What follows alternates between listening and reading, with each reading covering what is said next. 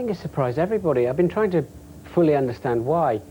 I went to investigate the straight lines, because obviously the narrower cars, less frontal area, faster down the straights.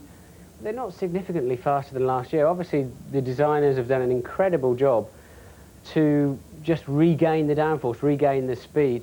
It's a different circuit here to Barcelona, where they have been 3 seconds slower, because there's a lot more straight lines with easy corners onto the straight, whereas Barcelona, the main test circuit of the winter, is all about high-speed corners leading onto not very important straights. So this could explain some of the difference, but really they've done an incredible job. Tony, I mean, how are the governing body going to react to this? Because they said slow it down. I mean, if they hadn't have done what they'd have done, I mean, it would have been unbelievable, wouldn't it? That's the first thing I think they've got to be saying to themselves. Thank goodness we did bring in this package of rules, because without them, you would have had engine improvement, chassis improvements, goodness knows what. And I don't know how much faster they would have gone. But you've got to say hats off to all the engineers and the designers, because they've all burnt their candles, you know, over the winter session, and come back, lost something in the region of 30% downforce, and they must have got at least 20% of it back, Marty. It's unbelievable. Let's have a look at David Coulthard. I mean, a fellow who you're helping this season, Martin, and an excellent achievement from him up there on the front row. Yes, I thought David did a very controlled job all day, actually. I mean, it was a stunning lap from him, and he really set the scene and showed Mika Häkkinen what the car was capable of doing. Mika, who's always an ace in qualifying anyway, went out and eventually beat it by a fraction of a second, but David is very, very strong this year. His head is right, and he's happy with the team. And Mika Häkkinen, Tony, picking up really where he left off. Yeah, it's amazing to think that it's only his second pole position, but here I think the difference is just in the bravery, and we saw him using more of the curbs and bouncing over the curbs during the qualifying session. Look at that, absolutely on the limit and kicking it out. That is the real Viking in him coming out, and it's a brilliant performance. You've got to wonder if he's going to follow in his native shoes, old Keke Rosberg from '82. who did it just with one Grand Prix victory, but certainly McLaren on the comeback trail here. Absolutely, and very much laying down the gauntlet here as well. Little Johnny Herbert, who, I mean, I seem to remember in qualifying last year did pretty well, and then got wiped off the first corner here, didn't he? And he came with a terrific late run here, Martin. It was a great run, and there's going to be a lot of people in the paddock talking this afternoon about Johnny Herbert being so much faster than Jean Alesi. You know, Jean's a highly rated, world-class driver, and Johnny has just blown his doors off completely. You can see Johnny here coming through the end of the lap, total commitment, way faster than any other lap he did this afternoon, which is how it should be in qualifying. Save you everything till last and then just do or die. A great effort, controlled, concerted aggression then from Johnny Herbert.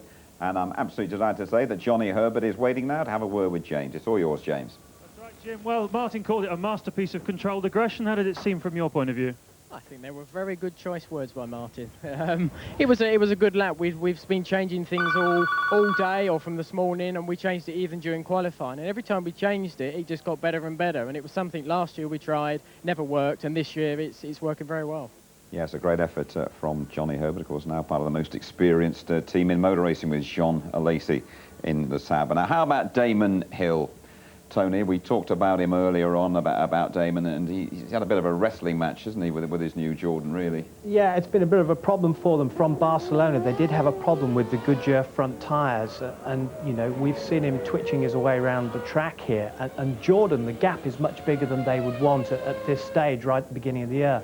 And you know, Gary Anderson was very worried about coming here, that's the designer of the Jordan, and facing the Bridgestones and facing the McLarens. I don't think it's been a particularly bad job. You've got to say it's quite a solid start, because the car's been reliable during the winter testing, but I think we all know in the studio here that Damon won't be happy with that at all. What about it, Martin? I mean, Damon didn't actually make the race last year. I would think a top 10 finish is probably be his realistic hope this time around. Would that be right?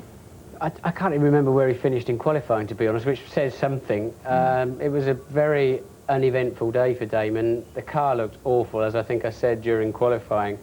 Really, I think they hoped that they just had a particular problem at Barcelona where, as I said before, the major testing was done, and I think they really hoped that the car would just work on this racetrack, and it's not. They've got some redesigning to do. It's just fair to point out briefly that nobody would want to come here with the car at their peak. They've still got a lot of work to do on all the cars. Well, yes, but everybody's got the same deal, you know. You're playing catch-up all the way through. They're all developing the cars all the time. But, of course, as ever, we've got 3 flyaway races for the first 3 of the year. Right. And very much what you come to Melbourne with, you've got to go to Brazil and Argentina with, because there's no time to do anything else. We spoke about Michael Schumacher before the start of qualifying, about him having to repair his image, Tony, and he's got to do a little bit with the car as well now, hasn't he? Well, he has, but that's allayed some of David Coulthard's fears, because everyone's worried about this Ferrari. Look at that massive understeer as it went over the curbs there, and only Schumacher could control that. It probably nearly ripped the bottom underside out of the car.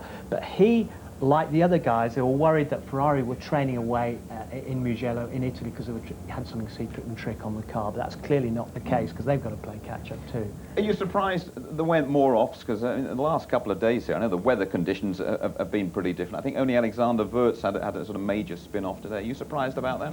I was in the beginning until I thought about it, but of course they're all on fresh tyres, and there's a lot more grip on the first lap of the tyres.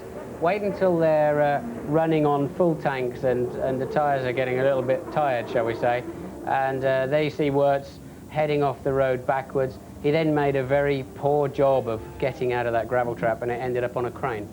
Briefly, how do you see it tomorrow now? I think the McLarens will run and hide. And Tony? I'm not so sure about that because there's still question marks over Mercedes' reliability, but there's going to be tremendous cold war between Hakkinen and Coulthard. I'm looking forward to that. A reminder of the grid for the Australian Grand Prix. McLaren 1 and 2, Michael Schumacher 3rd quickest, then Jacques Villeneuve with that excellent late dash. Johnny Herbert, look at that, right up there, 5th fastest in qualifying, and Damon Hill just makes the top 10. Be sure to join Murray and Martin at the earlier time, 4:10 this afternoon. The show includes taking David Coulthard back to his Scottish roots, and they hope to be joined by Johnny Herbert as well. And you night owls, set your clocks for just before 2 o'clock tomorrow morning to catch our extensive build-up to the Australian Grand Prix. The red lights, by the way, they go off at 3 a.m.